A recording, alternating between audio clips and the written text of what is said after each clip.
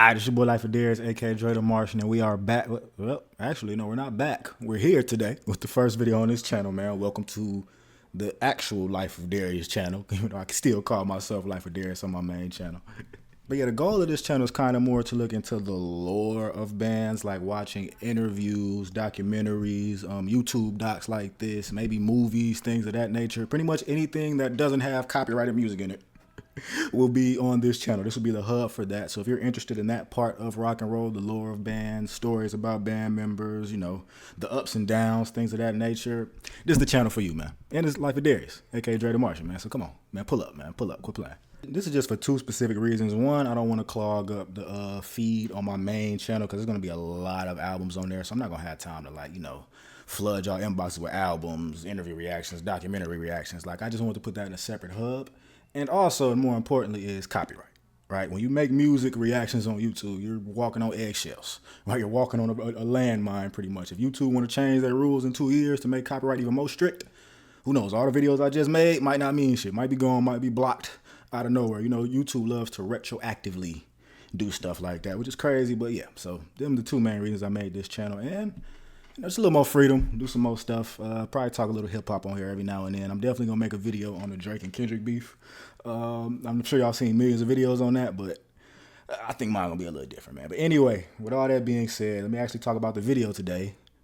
We got our boy Syd Barrett, man, the chilling Demise. Oh my goodness. Yes, I have been on my Pink Floyd kick this week. I started my Pink Floyd journey with Dark Side of the Moon. Right, but then after researching more about the band and learning about Syd Barrett and his story, apparently like his mental breakdown, bro, I had to go listen to Piper at the Gates. I had to, y'all. And that video, man, I'll leave a link in the description for y'all, man. But I enjoyed the album, but it was the first album that I kind of ever listened to. And Syd has an interesting brain. I'll say that for sure. He has an interesting brain.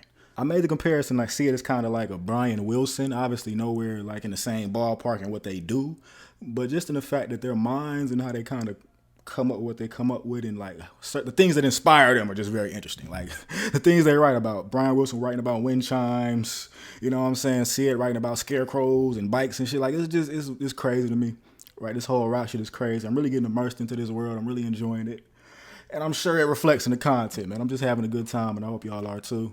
But we're here today. It's time to learn about Syd Barrett, get a little bit more detail into Syd Barrett, the life of Syd Barrett. What drove Syd Barrett to make a song like Bike, you know? You're the kind of girl that fits into my world. Like, what put him in that bag? What made him want to put geese noises at the end of Bike? You know what I'm saying? What makes this dude make a song about stethoscopes and things of that nature? Like, I really just want to know all that. Enough yapping. Let's get into it, man. Love y'all. If y'all got any suggestions of like any docs, interviews, YouTube series, anything you want me to watch, catch up on, just leave it in the comments. Y'all know I'll be scrolling all the way through the comments. I might not respond, but I see everything. I don't fall down. One day while recording, Pink Floyd were visited in the studio by a strange bald man with shaved eyebrows. His behaviour was bizarre, but when Roger Waters realised who the man was, he burst into tears. It was former band member Syd Barrett, who left the band 7 years before. That's OD. I ain't mean to do all that. And strange I ain't mean to do all that. That's crazy though. This is it. Of the unsolicited studio visit. Damn. Many consider Syd. Imagine your homie, you rocking out, tearing the world up with your homie, making banging ass psychedelic tracks, bro, and he go from this to that. And how many years was that? How many years was that picture from this picture right here? Because that's crazy, man. Many consider Syd Barrett Pink Floyd's guiding light, but the truth is he was only with them for a tiny fraction of their history. What ended his time with Pink Floyd was an abrupt and bizarre personality change that fans are still trying to come to terms with. Suggested causes include his unbridled drug use, mental illness, or just one of the side effects of being a rock and roll genius. Facts. Syd Barrett learned a lot about that this week. Brian Wilson in Cambridge, England on January 6th, 1946. As a teenager, he gained the nickname Syd and also a taste for collecting instruments. First it was a ukulele, then a banjo, an acoustic guitar, and finally his holy grail, an electric guitar. Just know how to use that motherfucker. Turned 16, his father died of cancer. Around the same time, all four of his siblings moved out to start their adult lives. Barrett had gone from a home full of familiar warmth to I a cold feel. and empty house, Yeah. and the losses left a gaping hole. To distract him from his grief, Barrett's mum had an idea, one that would alter the future of rock music forever. Barrett Mama? Mother Matilda?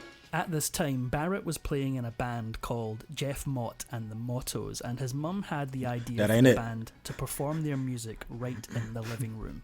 Okay. One of Barrett's school friends came over to watch them play. His name was Roger Waters. Hey!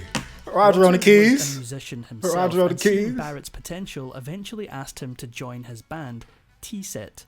At one of their first gigs, they showed up and discovered that there was already a band named T-Set on the bill. What are the chances? Damn. In desperate Boy, need no of a way. new name, Barrett thought about his two favourite blues artists, Pink Anderson and Floyd Council, and came up with the Pink Floyd sound. Hey, fuck Being it. in a band was all Barrett wanted in life. Pink Floyd is But an along amazing with it came band a name. very dangerous pastime. Being in the music Like, scene might at be this the best. time involved drug use, and Barrett got into it early. Mm. He hadn't reached 20 years old when he first used psychedelics. Around this time, Barrett was living in a flat in London's South Kensington neighbourhood. Shit. There's no shortage of stories that have surfaced about Barrett while living in this flat. There's the one about his roommates locking him in a linen closet while he was having a bad trip, and some say he locked his girlfriend in a room for 3 days. Rumours have it that when she came out of her Chill. imprisonment, Barrett smashed her over the head with his guitar. Oh, hold The on, thing about Barrett. these Hold on, Barrett. Hold on. Listen, I ain't gonna judge too much, man, but that's crazy. That's crazy. That's insane. I've never done hallucinogenics, LSD, anything like that. Listen, man, it's green, it's grass and liquor for me, man. Nothing too much more. But so I can't speak on that mindset. But locking your girl in a closet, Jesus Christ, 3 days. Or what? Did you at least feed her, Syd? Like, come on, bro. No, let me stop. Let's get to the video. That's morbid. The thing about these stories, however, is that it's hard to tell truth from fiction. Right. Barrett's roommates were likely as high as he was, Yeah. and weren't the most That'd be the reliable thing. sources.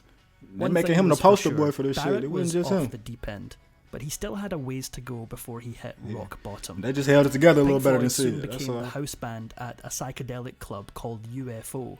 Sometimes when there was a smaller crowd, the inimitable Barrett would do something outrageous for a rock star. He would recite Shakespeare, specifically Hamlet's "to be or not to be" soliloquy. Shakespeare. Apparently, his performance was quite moving. I wish I would go to a Pink rock show and Floyd hear to be advertised or what their not to shows be. with all kinds of psychedelic references, including Timothy Leary's "Turn On, Tune In, Drop Out." So when Barrett jumped on stage and performed a bizarre nursery rhyme freakout, the crowd went wild. That's how I would describe a lot of Barrett those songs was on Piper at having the a Gates. blast, just doing whatever he wanted. Nursery rhyme freakouts. The During gnome. this pivotal time Scarecrow? in Barrett's life, he was dating a woman named Jenny Spires. Okay. One thing that he didn't know was that Spires was also seeing someone else. Her secret affair was with filmmaker and counterculture expert Peter Whitehead. It's usually Oh, nah, impossible Pete. to find a silver lining when your girlfriend is cheating on you, Yeah. but Barrett didn't have to look very hard. Spires was concocting a devious plan that would take Pink Floyd to the next level. Oh, hold on. She was. Whitehead Nah, was don't making tell a me. counterculture film called Don't tell me she was using that cat to get them in the dough, man. I don't know about that one, bro. I don't know if I can find a silver line in that, man. I'm a selfish lover, y'all. I don't know about that, bro. What? Listen, man, if you gotta go have relations with who runs YouTube? Bob Iger? I don't know who runs YouTube. Whoever runs YouTube to get me to 100K, a million subs, just don't do that, baby. I can do it myself, man. Just gonna take a little longer. That's all. Like, no. I don't know if that's what he's saying, but that's what it sounds like. You know, it sounds like that cat's something I can't explain. It's a real good double entendre when you think about it. Back to the video, though. Spires was concocting a devious plan that would take Pink Floyd to the next level. Whitehead was making a counterculture film called Tonight Let's All Make Love in London. The film already had the Rolling Stones on board, as well as counterculture artists Stones. like Allen Ginsberg and David Hockney. Stones coming Spires soon. used her charms and convinced Whitehead to film Pink Floyd's song Interstellar Overdrive. Her charm. The film went on to be the hit of the 1967 New Yes. York Film Festival, and this publicity would help Pink Floyd get their first album. Once the Piper at the Gates of Dawn came PTSD. out and was a success, Shit. things changed for Barrett and Pink Floyd. Suddenly, their management team was desperately looking for the next big hit and putting intense pressure on Barrett to write it. If you asked most people who knew him, they'd say that Barrett was usually full of joy, friendly and mostly extroverted. In the late 60s, something changed. People noticed he suffered from depression, seemed introverted, and was hallucinating. Bro, look at his eyes. You see his eyes? His eyes look like mine. His speech, and sometimes he even went completely catatonic. Some people mentioned that Barrett's eyes were vacant, and that it was like someone reached inside his head and turned off the switch. Yeah. Of course, everyone wanted to know what had happened. At the time, some friends thought that they could pinpoint Barrett's personality change to one single event. They say that Barrett went missing for an entire long weekend, and when he came back, he was a completely different person. What happened on that weekend remains a mystery. Yeah. Pink Floyd now had a very difficult band member on their hands. With a big US tour coming up, Pink Floyd had to fix whatever was wrong with Barrett. Yeah, that's complicated, bro. Your lead singer, Even though they the heart of your needed him band to promote going the nuts album, before Pink your second Floyd's album. management made the decision to send That's Barrett tough. on vacation. They rushed him and his girlfriend to a beautiful island in the Mediterranean. Along for the ride were W label chaperones to make sure Barrett stayed out of trouble. Yeah, W The label. success of this forced vacation would immediately be put to the test when Barrett joined his bandmates in America.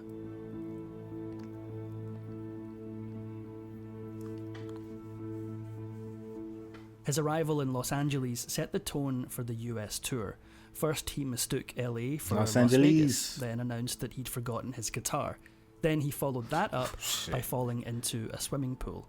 In short, Barrett was a mess, and this mess was about to go on broadcast television. When Pink Floyd did publicity on the very conservative Pat Boone show, Barrett was so out of it that he couldn't even manage to lip sync. What wasn't clear was whether Barrett was high or just angry about appearing on this very square TV show. Damn. He continued his phoned-in performances on American Bandstand. That's how he was performing. He was just standing there doing that. Host Dick Clark had no idea what to make of Barrett as he gave his monosyllabic responses. Do you want to play college this is soccer? scary. Then listen up. This I'm is Tom kinda scary. Scotland, the head coach at IMG Academy. The first step is to create a free profile. No, with bloke. NCS. What's that bloke talking about? For the US tour, Barrett had for some reason opted to get a perm and was now regretting it. By the time of their Santa Monica concert, he'd had it with the perm and wanted to change it. Playing the role of his own hairdresser, he dumped an entire container of Brill cream on his head. The heat from the concert lighting quickly melted the Brill cream, and it started to run down his face. Female fans at the front of the crowd saw him and screamed in terror. Ah, fuck. Come on, Syd. Get right. Barrett's bandmates had reached the end of their rope. They needed to Understandable. do something about him. I can't fault him. Fast. Back at home, they tried to give Barrett major hints that he should quit, but this tactic was falling on deaf ears. Yeah. It was soon time to tour again, and the band was nervous. This was a UK y'all tour could do it with at that Jimi point. Hendrix, and it had a brutal schedule. The fear was that this would be a Jimmy. repeat It's good, of Jimmy. the last US tour. As it turned out, it was much worse. Ah, During shit. the UK tour, Barrett threw the band more than a few curveballs. On some occasions, he arrived but was unable to function. Other times, he didn't arrive at all. Even when Barrett did show up for gigs, he sometimes did almost nothing on stage. It was embarrassing. And You the can't band do that came when you're up the lead with singer. You can't do that in any ingenious ways to position. fix it.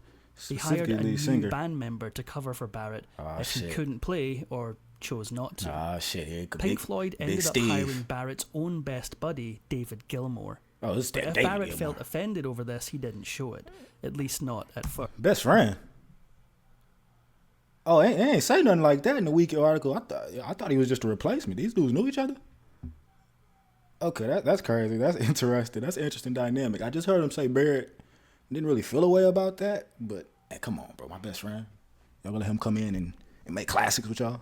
We was making classics. Well, we was making bikes and scarecrows. You know, something like a classic shit. Barrett's own best buddy, David Gilmour. That's crazy. But if Barrett felt offended over this, he didn't show it. Right. At least not at first. Ah. It appeared to be a win-win situation because having Gilmour there allowed Barrett to participate or not, whichever he wanted. The problem was that Gilmore was too good, and suddenly Pink Floyd didn't need Barrett at all. Damn. Firing anyone is difficult. Firing an unstable man from a band he helped create It's was going scary. to be monumental. It's scary. It ain't difficult. That's scary. You don't know what he gonna do. Same shit when somebody working with you and they kind of crazy and you know they about to get fired. You don't know what they gonna come back and do the next day. Eventually It's let scary. Barrett go. The only thing was that in his foggy brain, Barrett didn't really just being understand honest. that he was fired. On more than one occasion, he embarrassingly showed up at venues ready to play. Shit. When they told him he wasn't going on stage, he sat down in the front row and angrily glared at Gilmore. See what I'm for the saying? entire show. Scary. Once Barrett actually realised he was no longer a part of Pink Floyd, his life began a slow spiral downward. Around this time, Barrett was living in London and had found a new hobby. Kensington. It was shopping. He had a ritual of going to Harrods and buying some enormously expensive items. It's not a good Once habit. he got his stuff home, he would grow tired of it and just hand it over to the apartment caretaker. This was an immensely expensive hobby, and that's not a Barrett good soon habit. found himself with no money. Of course, almost everyone in Barrett's life wanted to help him. His friends tried to get him into treatment, but he refused. Hey, Pink Floyd, the Pink rest of Floyd's these dudes, management Waters and tried to them, get him- solid dudes, y'all. Solid dudes, y'all. They was trying to find any way to keep Syd around. When they had every excuse in the world, they'd be like, bro, watch out, bro. But they was still, even after they let him off go from the band, they like, bro, we still trying to help this dude. We still trying to find a way to get him right, because come on, bro. Like, I'm sure they had some good times together. It wasn't all just drug-fueled periods of catatonia and shit. I'm sure they had a lot of good times together, a lot of fun nights on the road, you know. That's one thing that shows me this is a real group of friends. Things like this, like situations like this, where they're really trying to help their brother, shows, you know, realness from Pink Floyd right there. My respect level for the rest of the band members just skyrocketed. Plus 1,000 respect for sure, man. Y'all some good brothers. Management tried to get him to make music, but he seemed unable to do it. By 1968, Barrett was still broke, and worse still, he was now homeless. Damn. This all happened within a year? Jesus. A homeless Barrett soon turned up at his mum's house in Cambridge, where he promptly moved into the basement. His deluded thinking soon conjured up bizarre images of the prying eyes of the media and fans. To deal with his hallucinations, he boarded up the windows. Barrett was quickly going mad, but he had one last trick up his sleeve.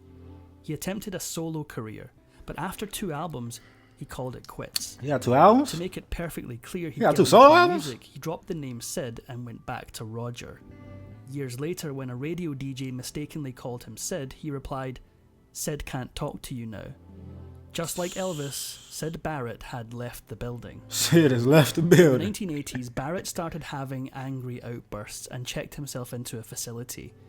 When he returned home, his mother couldn't deal with his outbursts anymore. She moved in with her daughter, and Barrett was left on his own. His mother had always been his rock. This is Without crazy. her, there was no telling what would happen. This story, Surprisingly, living I heard this alone in his 1,000 mum's times house before. seemed to work for Barrett.